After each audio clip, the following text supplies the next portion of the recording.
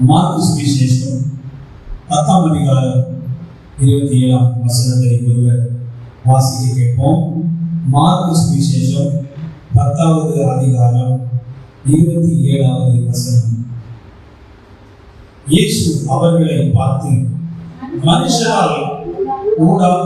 மனுஷரால் இது கூடாததுதான், தேவனால் இது கூடாதது அல்ல, தேவனாலே எல்லாம் கூடும் என்றார். ஆமென். தேவனால் எல்லாம் கூடும். ஆமென். சோதரர், இந்த அதிகாரமே ஆண்டவரால் செய்யப்பட்ட 3 காரியங்களை குறித்து நாம் இங்கே பார்க்க முடியும். மனிதனால் கூடாத 3 காரியங்கள். ஏன்னா மனிதனை தேவன் படைத்தார், தேவன் மனிதனை சிருஷ்டித்திருக்கிறார்.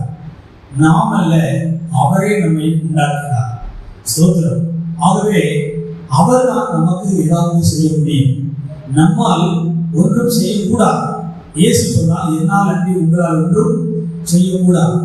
மரியாதைக்கு இயேசு கிறிஸ்துவினுடைய பிறப்பை குறித்து தேவதூதன் சொல்லும் போது, அவர் சொல்லி முடிக்கும் போது, தேவனால் கூடாத காரியம் ஒன்றும் இல்லை என்று சொன்னார்.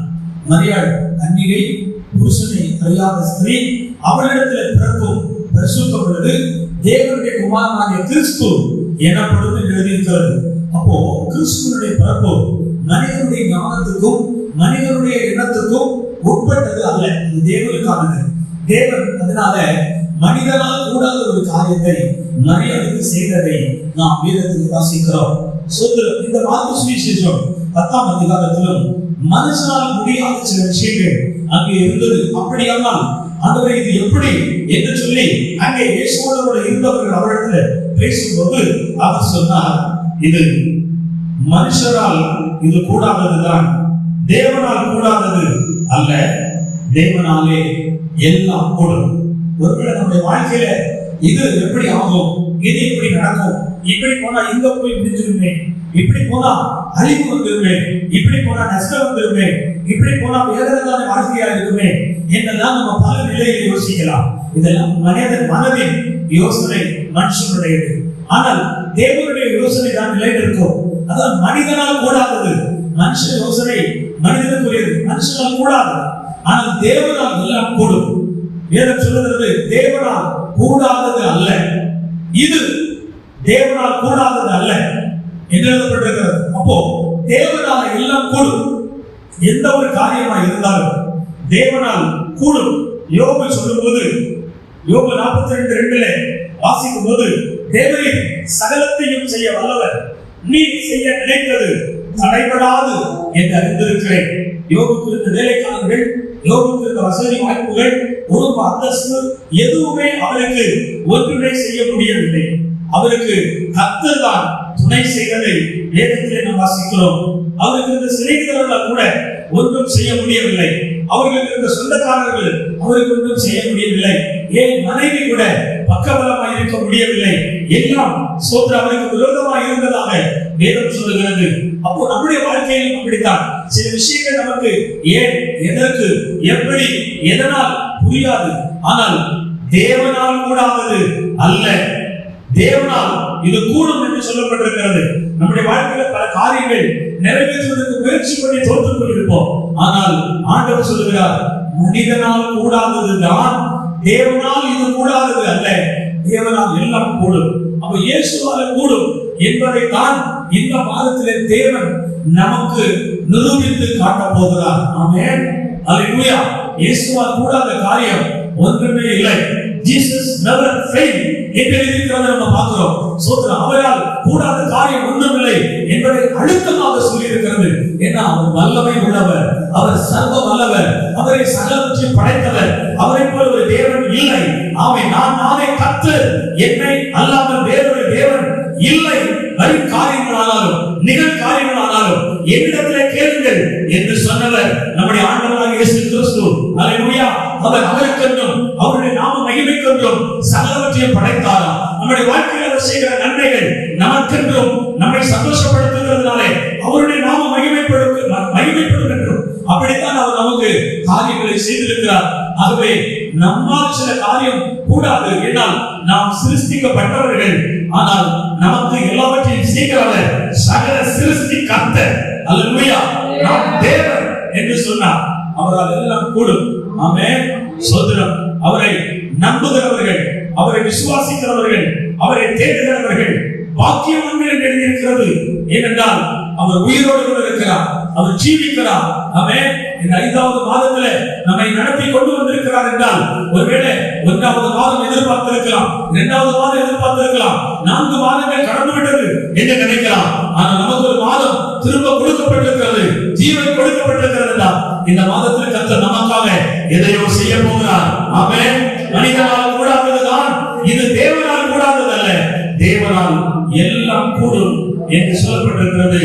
கர்த்தர் சகலவற்றையும் செய்வார். வெளிப்படுத்தல் விசேஷம் 21:7 சொல்கிறது, ஜெயம் உள்ளுகிறவன் எல்லாவற்றையும் சுதந்திரித்துக் கொள்வான். ஜெயம் உள்ளுகிறவன் எல்லாவற்றையும் சுதந்திரித்துக் கொள்வான். ஆண்டவர் ஒரு மனிதனுக்கு ஒரு காரியத்தை சொல்வது, அவர் படிப்படியாக தன்னுடைய வாழ்க்கையில ஜெயம் பெற்று வருவதை எதிர்பார்க்கிறார், நன்மை பெற்று வருவதை எதிர்பார்க்கிறார். அவர் ஸ்தோத்திரம் பலப்பட்டு வருவதை எதிர்பார்க்கிறார், விசுவாச பாதையில் உறுதிப்படுவதை அவர் எதிர்பார்க்கிறார். ஜெயம் கொள்ளுகிறவன் எல்லாவற்றையும் சுதந்திரித்துக் கொள்வான். அப்போ கர்த்தர் நமக்கு எல்லாம் செய்வார். நம்ம அதை எப்போ உணர முடியும்னா, படிப்படியாய் நாம் ஜெயித்துக் கொண்டே வரும்பொழுது, விடுதலை பெற்றுக் கொண்டே வரும்பொழுது, பலப்பட்டுக் கொண்டு வரும்பொழுது, விசுவாசத்தில் உறுதிப்பட்டுக் கொண்டு வரும்பொழுது, தொடர்ந்து ஜெபம் பண்ணி கொண்டிருக்கிறதுனால, தொடர்ந்து கர்த்தரை மகிமைப்படுத்திக் கொண்டிருக்கிறதுனால, தொடர்ந்து கர்த்தரை தேடுகிறதுனால, தொடர்ந்து கர்த்தரை குறித்ததான நாமத்தை உயர்த்துவதனால, தொடர்ந்து விசுவாச அறிக்கை செய்வதனால, இப்படி நாம் ஒவ்வொரு காரியத்திலையும் ஜெயமெடுத்து வரும்போது தேவன் செய்கிறவைகளை நாம் கண்டுபிடிக்கிறோம். தேவன் நமக்கு யாவையும் செய்கிறார். தேவனால் கூடாத காரியம் ஒன்றுமில்லை. தேவனாலே எல்லாம் கூடும். ஆமென். தேவனால் கூடின, மனிதனால் கூடாத, தேவனால் கூடின 3 காரியத்தை நான் உங்களுக்கு இந்த அதிகாரத்திலிருந்து சொல்லுகிறேன். மார்க்கு 10:26-27 வசனங்களை வாசிக்கும் பொழுது, அவருக்கு ரட்சிக்க அவருக்கு கூடும், ரட்சிக்க அவர்கள் பின்னும் அதிகமாய் ஆச்சரியப்பட்டு, அப்படியானால் யார் ரட்சிக்கப்படக்கூடும் என்று தங்களுக்குள்ளே சொல்லிக் கொண்டார்கள். இயேசு அவர்களை பார்த்து, மனுஷனால் இது கூடாததுதான், தேவனால் இது கூடாதது அல்ல, தேவனாலே எல்லாம் கூடும் என்றார். ஆமென். இந்த வார்த்தையை பார்க்கும்போது இந்த சந்தர்ப்பம் என்ன அப்படின்னா, ஒரு வாலிபர் மிக ஐஸ்வர்யம் உள்ளவராக இருந்தார். நல்ல போதகரே, நித்திய ஜீவன் அடைவதற்கு நான் என்ன செய்ய வேண்டும் என்று அவரிடத்தில் கேட்டார். அவர் என்னை நல்லவர் என்று சொல்வானே, தேவனை தவிர ஒருவர் நல்லவர் இல்லையே என்று சொல்லி அவருக்கு மறு உத்தரவு கொடுத்தார். அப்பொழுது நித்திய ஜீவன் அடைவதற்காக நான் என்ன செய்ய வேண்டும்? இயேசு சொன்னார், 10 கட்டளைகளை மோசேக்கு கொடுத்த அந்த நியாயப்பிரமாணத்தை சொன்னார். அவர் நான் இவைகளை சிலுவையில் முதல் கை கொண்டு வருகிறேன் என்று சொன்னார். அப்பொழுது இயேசு அவன் மேல் அன்பு கூர்ந்து, தெளிவாக சொல்லப்பட்டிருக்கு, அன்பு கூர்ந்து, நீ மிகுந்த ஆசை உள்ளவனாக இருக்கிறபடினால், உன் ஆசைகளை நீ பூரண சர்க்குணனாக இருக்க விரும்பினால், சோதரம் உன் ஆசைகளை தனித்ததற்கு கொடுப்பின் பின்பு என்னை பின்பற்றி வா என்று சொன்னார். இந்த வார்த்தை அவனுக்கு ஏற்றுக்கொள்ள முடியவில்லை. சோதரம் இந்த வார்த்தை ஏற்றுக்கொள்ள முடியாததால் அவர் மிகுந்த துக்கம் அடைந்து திரும்பி போய்விட்டார். அப்பதான் இயேசு சொன்னார், ஐஸ்வர்யவான்கள் பரலோகராஜ்யத்தில் பிரவேசிப்பது எவ்வளவு அரிதாக இருக்கிறது, ஒட்டகமான ஊசி காத்திலே நுழைந்துவிடும் என்று சொல்லி இயேசு சொன்னார். எருசலேமிலே அந்த பட்டணத்தினுடைய அவன், அந்த கோட்டையினுடைய சோதரன் கேட்ல பெரிய வாசல் ஒன்று, ஒரு சின்ன வாசலுக்கு ஊசி வாசல் என்று பெயர். சோதரன் அந்த பெரிய வாசல் வழியா காலையிலே வாசல் திறக்கும், பட்டணத்தில் ஜனங்க வெளியே போவாங்க வருவாங்க. 6 மணிக்கு அந்த வாசல் அடைக்கப்பட்டு விடும். அப்புறம் அந்த ஊசி வாசல் மட்டும் தான் திறந்திருக்கும். ஒட்டகமானது வியாபாரத்துக்கு போயிட்டு வரவங்க ஒட்டகத்தை அந்த ஊசி வாசல்ல, சின்னதா இருக்கிற வாசல்ல நுழைஞ்சு வருவதற்கு மிகுந்த சிரமப்பட்டு வந்து விடுவார்கள். அதைத்தான் இயேசு குறிப்பிட்டார். ஐஸ்வர்யவான்கள் பரலோகராஜ்யத்தில் பிரவேசிப்பது எவ்வளவு அரிதாக இருக்கிறது, ஒட்டகமான ஊசி காத்துல நுழைஞ்சிடும் அப்படின்னு சொல்றாரு. அந்த அடமொழியை சொன்னா, அப்ப ஐஸ்வர்யவான்கள் ரட்சிக்கப்படவே மாட்டாங்களா? அப்படிப்பட்ட ஒரு கேள்வி சீசத்தில் இருந்துச்சு. பணக்காரங்க ரட்சிக்கப்பட மாட்டாங்களா? அப்பதான் இயேசு சொன்னார், அவன் மனம் வேதனைப்பட்டு திரும்பி போறவன் ரட்சிக்கப்படுவது அறிவு. ஆனால் இது மனுஷனால் கூடாது. தேவன் ஒரு மனிதனுடைய இருதயத்தை மாற்றுவாரானால், தேவன் ஒரு மனிதனுடைய இருதயத்திலே உணர்வை தருவாரானால், தேவன் ஒரு மனிதனுடைய இருதயத்தை ரட்சிப்புக்கு நேராக இழுப்பாரானால் அவர் ரட்சிக்கப்பட்டு விடுவார். ஆமென்.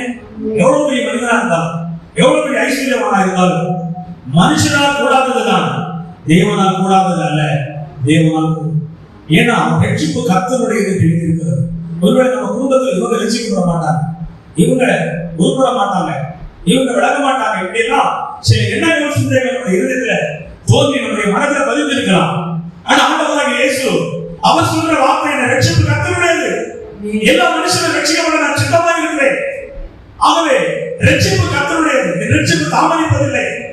அப்ப ரட்சிப்பு நடக்கும், தாமதமாக ரட்சிக்காதது கூடும்.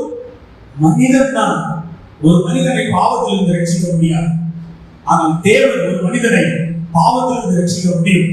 அப்ப நம்முடைய குடும்பத்திலேயோ நம்முடைய உறவுகளிலேயோ நம்மளே யாராவது அல்லது சோதனை இந்த திருச்சபையில் வரக்கூடிய பிள்ளைகள் குடும்பத்துல யாராவது ரட்சிக்க இவர்கள் முடியாது என்று நாம் நினைப்போமானால், அப்படியானால் யார் ரட்சிக்கப்பட முடியும்?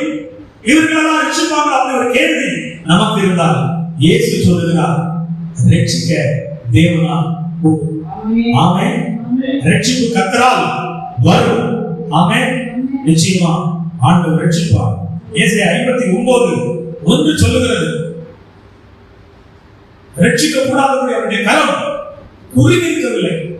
அப்ப ரட்சிப்பு நிச்சயமா நடக்கும். ஒரு மனுஷனை கையை பிடிச்சு ஆபத்துல இழுத்து காப்பாற்றப்படுவது போல இயேசு கையை பிடிச்சு தூக்கி விடுவார், ரட்சிப்பார், ஆத்ம மீட்பை அருள்வார், ஆத்ம சந்தோஷத்தை அருள்வார், மண்ணிலே ஒட்டி கிடக்கிற ஆத்மாக்களை பிரித்து எடுப்பார், அவருடைய ரத்தம் சகல பாவங்களை நீக்கி ஜனங்களை சுத்திகரிக்கும். எப்படிப்பட்ட மனிதரையும் ரட்சிப்பார்.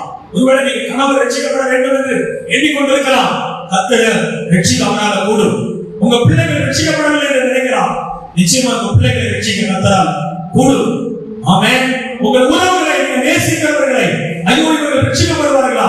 ரட்சிக்க கர்த்தருக்கு தடை இல்லை என்று எழுதியிருக்கிறது. ஆகவே மனிதனால் ஒரு மனிதனை ரட்சிக்க கூடாது, ஆனால் தேவனால் ஒரு மனிதனை ரட்சிக்க கூடும். ஏனென்றால் இயேசு கிறிஸ்து என்றால் நம்முடைய ஜனங்களின் பாவங்களை நீக்கி அவர்களை ரட்சிப்பார் என்று அர்த்தமா? ஆமென்.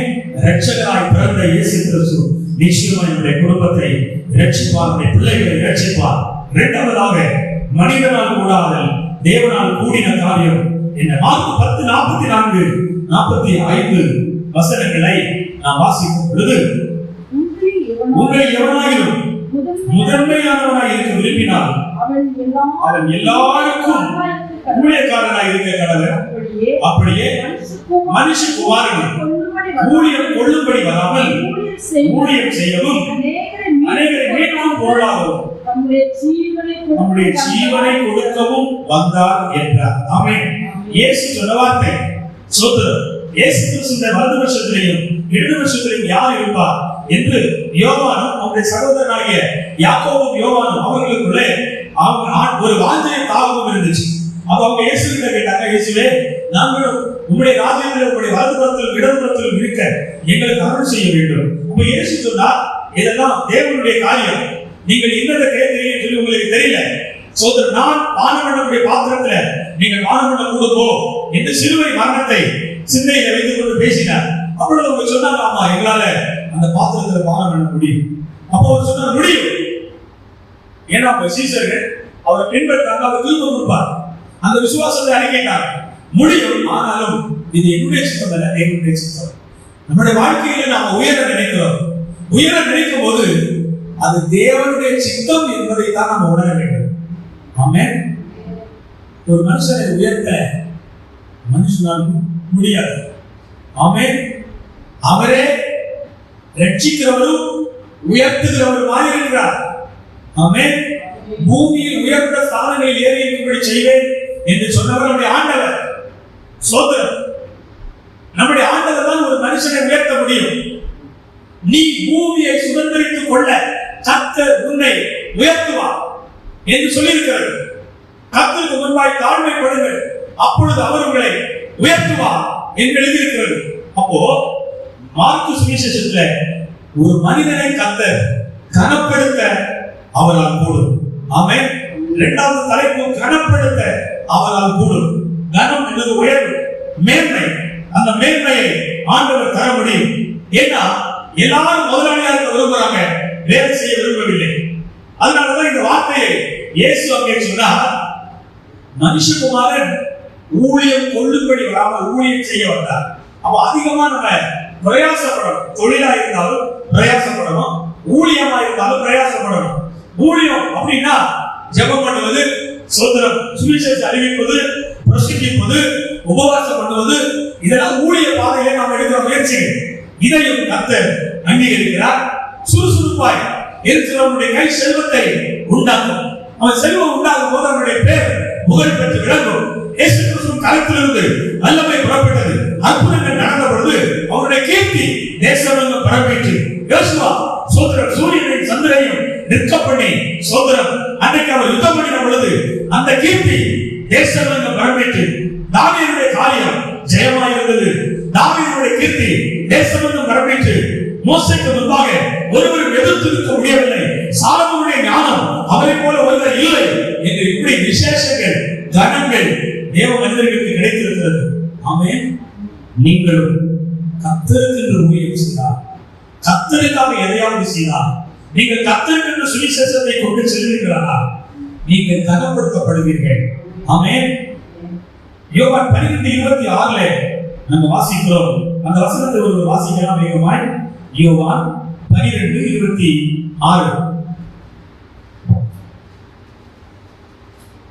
யோவான் 12:26. ஒருவன் எனக்கு ஊழியம் செய்கிறவனானால் என்னை பின்பற்ற கடவன். நான் எங்கே இருக்கிறேனோ அங்கே என் ஊழியக்காரன் இருப்பான். ஒருவன் எனக்கு ஊழியம் செய்தால் அவரை பிதாவானவர் கனம் பண்ணுவார். ஆமென். அல்லேலூயா. ஒருவன் கர்த்தருக்கு ஊழியம் செய்தால் அவரை பின்பற்ற வேண்டும். இன்னைக்கு நம்ம ஆண்டவரை பின்பற்றுகிறோம்னு சொல்லுகிறோம். அது 10% தான் நம்ம ஆண்டவரை பின்பற்றுறோம். நம்ம ஒத்துக்கிட வேண்டும். நம்ம பின்பற்றுவதெல்லாம் நம்முடைய உலக வாழ்வுக்காக தான். அதிகமா நம்ம முயற்சிகளை பிரயாசங்களை செய்கிறோம். பாதி கூட நம்ம கர்த்தருக்கு கொடுக்கல அப்படிங்கிறத நம்ம உணர்ந்து கொள்ளணும். ஆனா ஆண்டவர் சொல்றாரு, ஒருவன் எனக்கு ஊழியம் செய்கிறவன் ஆனால் என்ன செய்யணும்? பின்பற்றணும், வசனத்தை பின்பற்றணும். சோதரம் நான் எங்க இருக்கிறேனோ, என் பிரசனம் எங்க இருக்கோ, என்னுடைய ஆலோசனை எங்க இருக்கோ, என்னுடைய சமூகம் எங்க இருக்கோ, என்னுடைய வழிநடத்துதல் எங்க இருக்கோ, அங்கே அவன் இருக்க வேண்டும். ஆமென். அவன் எனக்காக ஊழியம் செய்வான், பிதாவானவர் அவனை கனப்படுவார். ஒரு மனுஷன் கர்த்தத்தில் இருக்காம, கர்த்தரை பின்பற்றாம கனமடைய முடியாது. ஆமென்.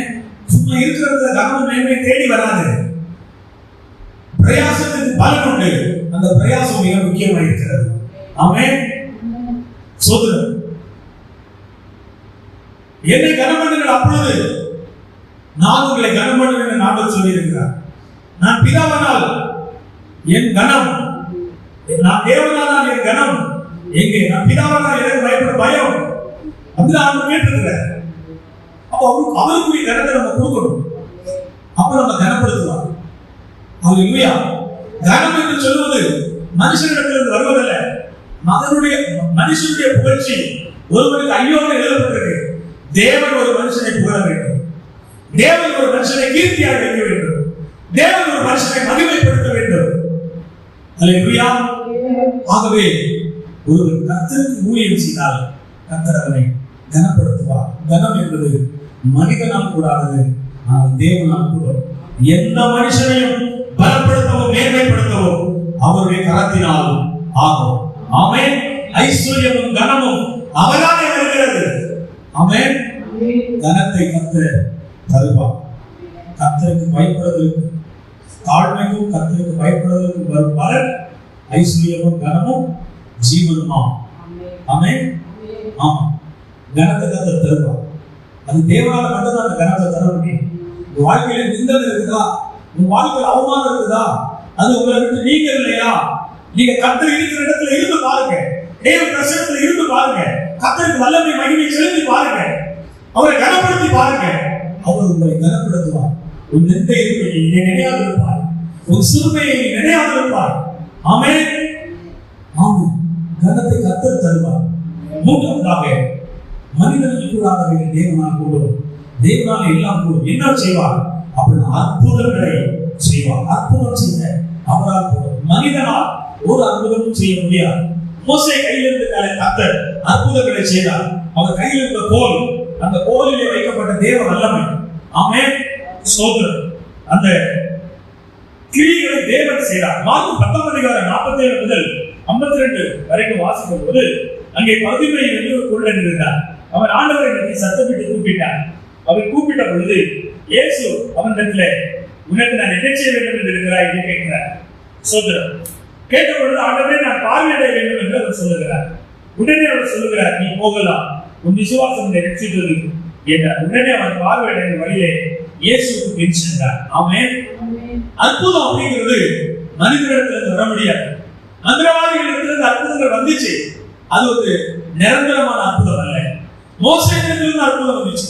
மோசேயினுடைய அற்புதம் நிலை நின்றது. மந்திரவாதத்துடைய அற்புதம் அழிந்தது. ஆமென். அதனால மந்திரம், தந்திரம், கைரேகை, சோசியம் இதெல்லாம் ஒரு அற்புதமும் கிடையாது. எல்லாம் மாயை, எல்லாம் பொய். நம்முடைய மனதை தற்காலிகமாய் திருப்திப்படுத்துவது போல இருக்கும். அற்புதம் என்பது தேவன் செய்வது. ஆமென். தேவனால் கூடாத காரியம் ஒன்றும் இல்லை. ஆமென். ஆமா, வெறும் கண்ணியா இருந்தாலும் அந்த ருசியா மாற்ற முடியும். குறைவா இருந்தாலும் சரியான நேரத்துக்கு நிறைவாய் நடத்திவிட முடியும். பார்வை இல்லாமல் இருந்தாலும் பார்வையை பெற முடியும். நடக்க முடியாமல் முடங்கி கிடந்தாலும் குதித்து எழுந்து நடக்க வைக்க அவரால் முடியும். அவர் ஒரு பார்வை பார்த்தால் மனம் கசந்து மனதிலிருந்து புதிய மனுஷனாய், அற்புத மனுஷனாய் மாறிவிட முடியும். ஆமென். தேவனால் எல்லாம் கூடும். ஆகவே அற்புதங்கள் தேவனால் கூடும். சொல்றார். மார்க்கு 10:10 49-50 வசனங்களை வாசிக்கும் போது இயேசு நின்று அவனை அழைத்து வர சொன்னார். அவர்கள் அந்த குருடனை அழைத்து, திடன்கொள், எழுந்து, அந்த வார்த்தை திடன்கொள், எழுந்து உன்னை அழைக்கிறார். இயேசு சொன்ன 3 வார்த்தை. இந்த 3 வார்த்தையிலேயே அந்த குருடனுக்கு ஒரு தைரியம் வந்துருச்சு. நிச்சயமா என் வாழ்க்கையில் என்ன நடக்க போகுது? அற்புதம். ஏன்னா முதல் வார்த்தையே திடன்கொள். அங்கலாய்ச்சி அழுதுட்டு கிடக்கிறார். எனக்கு பார்வை கிடைக்காதா? அற்ப மனுஷனா இருக்கிறனே, விழுந்த இடத்துல விழுந்து கிடக்கிறனே, இருந்த இடத்துல இருக்கிறனே, பிச்சைக்காரன் போல இருக்கிறனே. இதெல்லாம் ஒரு வாழ்க்கையில் இருந்த மன வேதனைகள். ஆண்டவராக இயேசு கிறிஸ்து நம்முடைய சீஷர்களை அனுப்பி நம்ம அழைக்க சொல்லும்போது, திடன்கொள், எழுந்து உன்னை அழைக்கிறார். முதல்ல அவன் தைரியப்பட்டான். இரண்டாவது இருந்த இடத்தை மாற்றினான். இயேசு கிறிஸ்துவுக்கு சொல்லிக் கொடுத்தார். நான்காவது அவர் செய்தது என்ன? தான் மேல் வஸ்திரத்தை எரிந்து விட்டு எழுந்தவர்கள். மேல் வஸ்திரம்ன்றது அந்த பிச்சைக்காரனுடைய சாயல், பிச்சைக்காரனுடைய அந்த வேதனை, பிச்சைக்காரனுடைய அந்த தன்மையை அங்கே தள்ளி போட்டார். அல்லேலூயா. சில நேரத்துல கர்த்தர் நமக்கு எவ்வளவு நன்மை செய்தாலும் நம்ம பிச்சைக்காரன் போலே நம்ம இருக்கணும் அப்படின்னு நினைச்சோம்னா நம்ம அப்படியேதான் இருப்போம். நான் சொல்றது புரியுதா? தேவையை தருவார். இன்னும் நான் இல்ல அப்படின்னு நம்ம சொல்லக்கூடாது. ஆமென். ஞானமா பேசணும். அதுக்காக இல்லைன்னு சொல்லக்கூடாது. எப்பவுமே கர்த்தர் நடத்துகிறார் அப்படின்னு சொல்லி பாருங்க, நடத்துவார். இல்லைன்னு சொல்லிட்டீங்கன்னா கர்த்தர் தந்தத இல்லைன்னு சொன்னதுனால நம்ம கர்த்தரை உயிராக்குறோம். அதனால சில நேரத்தில் நமக்கு நன்மை வராது. இங்கே அவர் அந்த மேல் வஸ்திரத்தை எரிந்து, பிச்சைக்காரனுடைய அந்த தன்மையை எரிந்து விட்டு எழுந்து இயேசுவிடத்தில் ஓடி போனான். திடன்கொள், எழுந்து உன்னை அழைக்கிறார். தைரியப்படுத்திக் கொண்டான். அந்த பிச்சைக்கு இடத்தை விட்டு விலகினான். அவருடைய அழைப்புக்கு சொல்லிக் கொடுத்தார். கடந்து போகும் போதே என்னை அவர் பார்வையை செய்ய போகிறார், என்னை அழைக்கிறார் அப்படின்னு அவருக்கு ஒரு நம்பிக்கை வந்துச்சு. வழியில அந்த வஸ்திரத்தை அந்த பிச்சைக்காரனுடைய தன்மை நீக்கி போட்டான். கர்த்தர் அவர் பார்வை அடைந்து ஒரு சாதாரண மனுஷனுடைய ஒரு அசாதாரணமான சாட்சியாய் அவனை மாற்றினார். ஆமென். உங்க வாழ்க்கையை ஆண்டவரால் மாற்ற முடியும். உங்க வாழ்க்கையில் அற்புதம் செய்ய முடியும். உங்க தன்மையை நீங்கள் கலைந்து போடுங்கள். உங்க சிறுமைக்காய் கட்டுறுத்தியிருந்த அந்த நிலைமை கலைந்து போடுங்கள். உங்கள் பிளம்பரை கலைந்து போடுங்கள். உங்கள் கண்ணீரை உங்களை விட்டு மாற்றுங்கள். உங்கள் அவிசுவாசத்தை உங்களை விட்டு மாற்றுங்கள். அற்புதங்களை செய்வார்.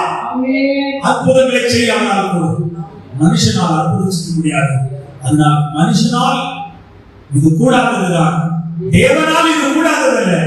தேவனால் எல்லாம் கூடும். 3 காரியம் சொல்றேன். ஒன்று, ரட்சிக்கப்படும். இரண்டாவது கனப்படுத்தக்கூடும், மூன்றாவது அற்புதம் செய்யக்கூடும். தேவனால் எல்லாம் கூடும். விசுவாசிக்கிறீங்களா? எழுந்திருக்கலாம், ஜெபிக்கலாம். ஸ்தோத்திரம்.